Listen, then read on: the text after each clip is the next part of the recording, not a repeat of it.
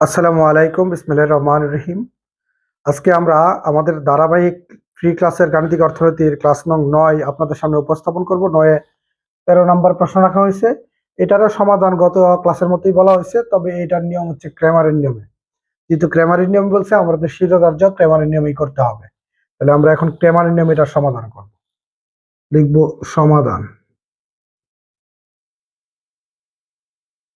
দিয়ে লিখব দেওয়া আছে -x1 + 3x2 + 2x3 = 24। x1 নিচে আমরা x1 লিখলাম। যদি x1 আর x3 একসাথেও থাকতো, তারপরেও ফাঁকা না থাকতো, তারপরে আমরা কি করতাম, x1 নিচে x1, x3 নিচে x3, x2 এর নিচে x2 লিখব। যদি x2 না থাকতো, এটা খালি রাখতাম। যেহেতু এখানে খালি রাখাই আছে, নিচে নাই বিদায়, তাহলে এই খালি ভাবে থাকবে 6। দেখেন এখানে x1 নাই, তাহলে x1 এর জায়গাটা খালি। এই যে x2 নিচে x2, তাহলে হবে 5x2 - x3 = 8। অর্থাৎ যদি একত্রে থাকতো, মানে আমরা সাজায় লিখতে হবে হচ্ছে একই রকম চলকগুলা নিচে নিচে লিখবেন। অর্থাৎ x1 নিচে x1, x2 নিচে x2, x3 নিচে কি x3, আর ধ্রুবক সংখ্যা নিচে ধ্রুবক। লেখার পর আপনি লিখবেন সমীকরণগুলোকে ম্যাট্রিক্স আকারে সাজিয়ে পাই। সমাধান করতে গেলে ক্র্যামারের নিয়মে বা বিপরীত ম্যাট্রিক্স, তাহলে সমীকরণগুলোকে কি আকারে সাজাতে হবে, ম্যাট্রিক্স আকারে। তাহলে আমরা লিখলাম সমীকরণগুলোকে ম্যাট্রিক্স আকারে সাজিয়ে পাই। সমীকরণগুলোকে ম্যাট্রিক্স আকারে সাজিয়ে পাই। তাহলে ম্যাট্রিক্স আকারে সাজাইতে গেলে ফার্স্টে আমরা সাজাবো কি দিয়া, সাজাবো হচ্ছে চলকের সাথে সহগ দিয়ে। এই যে x1 এর সহগ কোনো কিছু না থাকলে আছে -1, x2 এর সহগ হচ্ছে 3, x2 এর সহগ 3, x3 এর সহগ 2। এরপরে x1 এর সহগ কোনো কিছু না থাকলে 1, x2 এর নিচে কিছু না থাকলে 0, x3 এর সহগ হচ্ছে 1, x1 এর নিচে কিছু নাই 0, x2 এর সহগ হচ্ছে 5, x3 এর সহগ হচ্ছে -1। এইটুকু লেখার পরে আমরা চলক দিয়ে আরেকটা ম্যাট্রিক্স সাজাবো। চলক যেহেতু এখানে x, y, z না, চলক হচ্ছে x1, x2, x3। তাহলে চলক যা থাকবো তাই লিখবো, x1, x2, x3। তিনটা চলক, অর্থাৎ এখানে তিনটা সমীকরণ মিলে, অর্থাৎ সবগুলো সমীকরণ মিলে যা চলক আছে সমস্ত চলকগুলো এখানে লিখবো ধারাবাহিকভাবে। সমান দিয়া ধ্রুবক, ধ্রুবক হচ্ছে এখানে 24, পরে হচ্ছে 6, পরে কি 8। একটু সতর্কতার সহিত সংখ্যাগুলো করবে। এইটুকু বিপরীত ম্যাট্রিক্স এবং ক্র্যামারের নিয়ম এইটুকু পর্যন্ত এক। যদি এখন ক্র্যামারের নিয়ম বলে, তাহলে ফার্স্টে আমরা লিখবো দড়ি। দড়ি লেখা তিনটা ম্যাট্রিক্স আছে। একটাকে আমরা বলি হচ্ছে চলক ম্যাট্রিক্স, মাঝখানেরটা এই যে x1, x2, x3। একটা হচ্ছে ধ্রুবক, আর একটা হচ্ছে চলকের সহগ দিয়ে সহগ ম্যাট্রিক্স। এই সহগ যেটাকে বলি, এটাকে আমরা ধরবো এ, লিখবো দড়ি a = -1, মানে এই ম্যাট্রিক্সটা 3, 2, 1, 0, 1, 0, 5, -1। এইটুকু লিখলাম। এইটুকু লেখার পরে ক্র্যামারের নিয়মে বললে আমরা লিখবো, আমরা জানি ক্র্যামারের নিয়মে, আমরা জানি কার নিয়মে লিখবো, ক্র্যামারের নিয়মে। এখানে লিখতেছি, তাহলে আমরা লিখবো আমরা জানি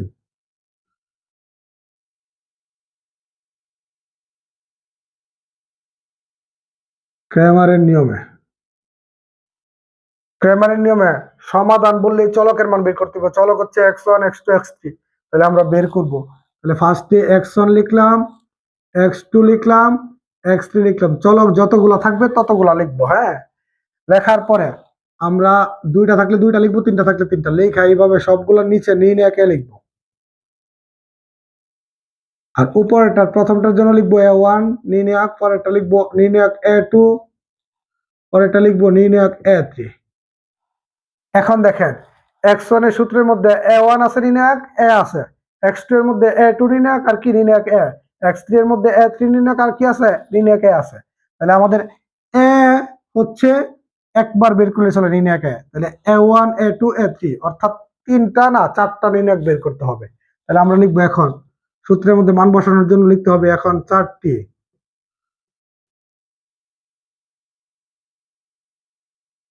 নির্ণায়কের মান বের করি। চারটি নির্ণায়কের মান কি করি, বের করি। তাহলে প্রথম নির্ণায়কটা হবে কার, নির্ণায়ক এ। নির্ণায়ক এ লিখছি। সূত্রটা অন্যভাবে লেখা যেত, এভাবেই করলে বেটার হয়। নির্ণায়কে এই যে এ হচ্ছে এইটা, তাহলে এটাকে এখন নির্ণায়ক করবো। নির্ণায়কের প্রতীক তো আপনারা বুঝে নিই, ধারাবাহিকভাবে আমাদের প্রথম থেকে শেষ পর্যন্ত ক্লাস দেখলে কোনো সমস্যা থাকবে না। -1 3 2 3 2 1 0 1 1 0 1, তারপরে 0 5 -1 0 5 -1, এইটুকু লিখলাম। লেখার পর এটা নির্ণায়ক করতে গেলে তিনটা সারি আর তিনটা কলামের ক্ষেত্রে নির্ণায়কের নিয়ম হচ্ছে মনে মনে এখানে সূত্রের প্লাস, এখানে মাইনাস, এখানে প্লাস। এটা মনে মনে আমি লিখি বোঝার জন্য। তাহলে দেখেন এই মাইনাস আর প্লাস হয়ে যাব মাইনাস, পরে কি 1 লিখলাম 1।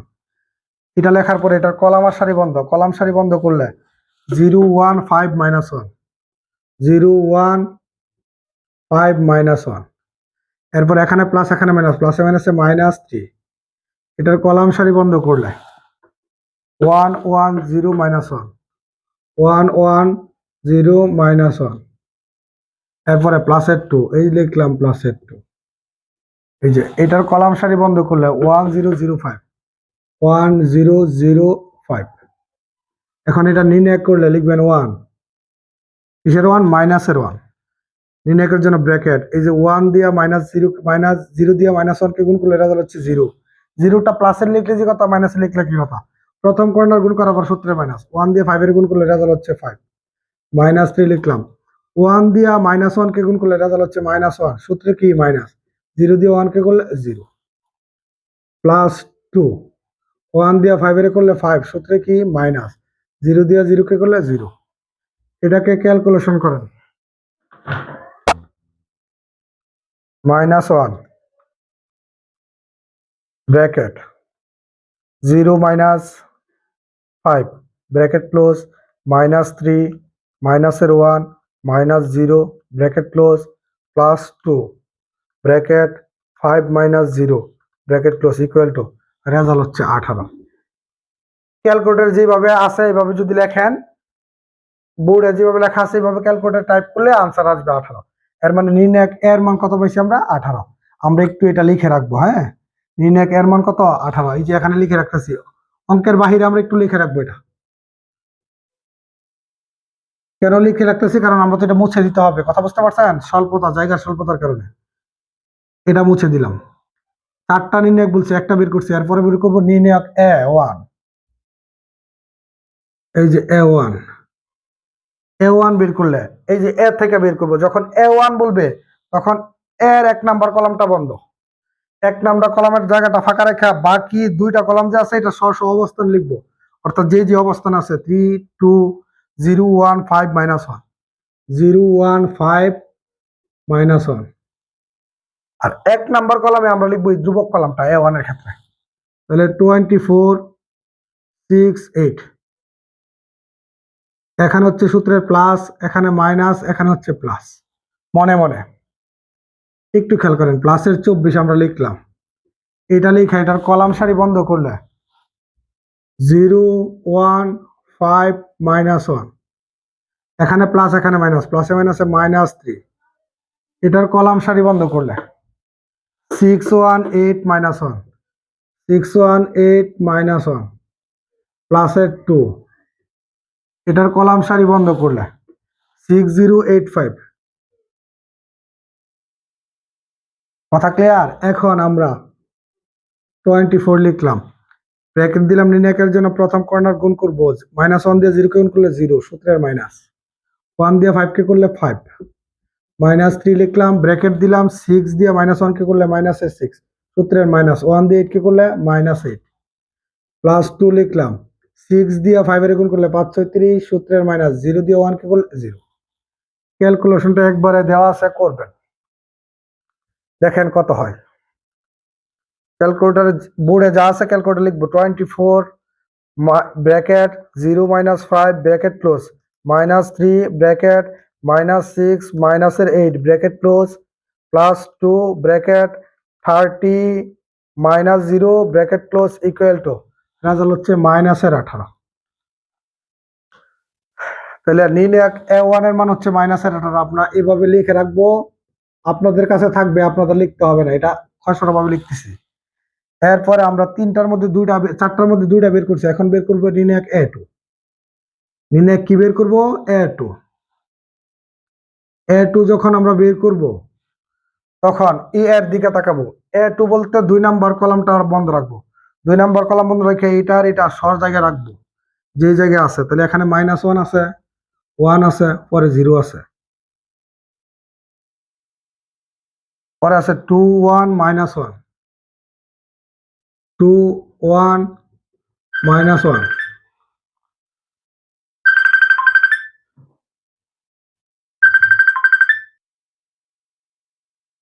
A2 এর ক্ষেত্রে দ্বিতীয় কলামেরটা বন্ধ রাখবো, দ্বিতীয় কলামের জায়গায় লিখবো ধ্রুবক কলাম 24 6 8।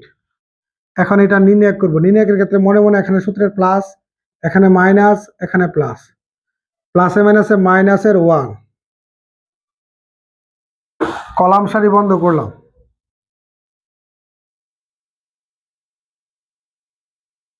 প্লাসে মাইনাসে -24, সূত্রের মাইনাস, এটার কলাম সারি বন্ধ করলাম। বন্ধ করার পরে 1 1 0 -1, প্লাসে প্লাসে প্লাসের 2, এটা লিখলাম। এটার কলাম সারি বন্ধ করলাম। 1 6 0 8, মাইনাসের 1 লিখলাম। এটা দিয়ে এটা কি গুণ? -1 দিয়ে 6 এর গুণ করলে -6, সূত্রের মাইনাস। প্রথম কর্নার গুণ করার পরে সূত্রের মাইনাস। আমি যেভাবে টান দিয়ে আপনারা দিবেন না। 1 দিয়ে 8 কে গুণ করলে এটা তাহলে 8, -24, 1 দিয়ে -1 কে গুণ করলে -1, সূত্রের মাইনাস। 0 দিয়ে 1 কে গুণ করলে 0, +2, 1 দিয়ে 8 কে গুণ করলে 8, সূত্রের মাইনাস। 0 দিয়ে 6 এর গুণ করলে 0। ক্যালকুলেশন আপনি করবেন, দেখেন রেজাল্ট কত হয়। -1 bracket -6 -8 -24 bracket -1 -0 bracket close +2 bracket 8 -0 bracket close equal to result হচ্ছে 54। তাহলে নির্ণায়ক A2 এর মান কত পাইছি আমরা? নির্ণায়ক A2 এর মান আমরা পাইছি 54। কথা ক্লিয়ার? আর একটা নির্ণায়কের মান বাকি রয়েছে, এটা হচ্ছে A3। আমরা এখন A3টা করব। কোনটা করব আমরা? A3।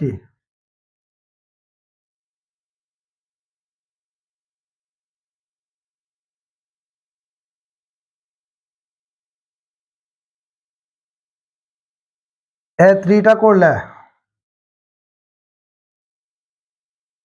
-1 1 0, A3 করলে 3 নাম্বার কলামটা বন্ধ রাখবো। 3 0 5, 3 নাম্বার কলামে ধ্রুবক কলাম লিখবো 24 6 8। তাহলে এখন এটা লিখবেন সূত্রের প্লাস, এখানে মাইনাস, এখানে প্লাস। তাহলে প্লাসে মাইনাসে মাইনাস, মাইনাসের 1 লেখা। এটার কলাম আর সারি বন্ধ করলে 0 6 5 8, এখানে প্লাস, এখানে মাইনাস, প্লাসে মাইনাসে মাইনাসের 3। এটার কলাম সারি বন্ধ করলে 1 6 0 8, প্লাসের 24। এটার কলাম সারি বন্ধ করলে 1 0 0 5,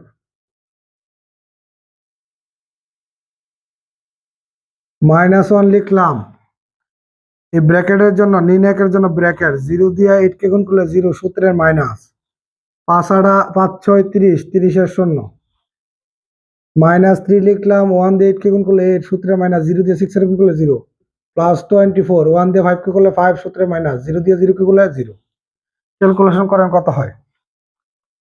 -1 bracket 0 -30 bracket -3 bracket 8 -0 bracket close +24 bracket 5 -0 bracket close equal to 126। এর মানে A3 নির্ণয় পাইছি আমরা 100 কত 26। আমরা যে এইগুলা লিখছি, এইগুলা কিন্তু আমরা লিখবো না। হ্যাঁ, এখন আমরা সূত্রে মান বসাবো। কিসে মান বসাবো? সূত্রে। সূত্রে মান বসাই দিতেছি। কথা ক্লিয়ার? আমরা এইগুলা মুছে দিয়ে সূত্রে মান বসাইতেছি। সূত্র হচ্ছে এইগুলা। তাহলে একটা একটা করে লিখবো। ফার্স্টে হচ্ছে x1, সূত্র হচ্ছে নির্ণায়ক A1 বাই নির্ণায়ক A। নির্ণায়ক A1 এর মান কত? A1 এর মান -18, আর নির্ণায়ক এর মান হচ্ছে শুধু +18। এটা দিয়ে এটাকে ভাগ করলে রেজাল্ট হচ্ছে -1। x2 এর সূত্র হচ্ছে নির্ণায়ক a2, নির্ণায়ক এর মান হচ্ছে 18, নির্ণায়ক a2 এর মান হচ্ছে 54। 18 দিয়ে 54কে ভাগ করতে হবে।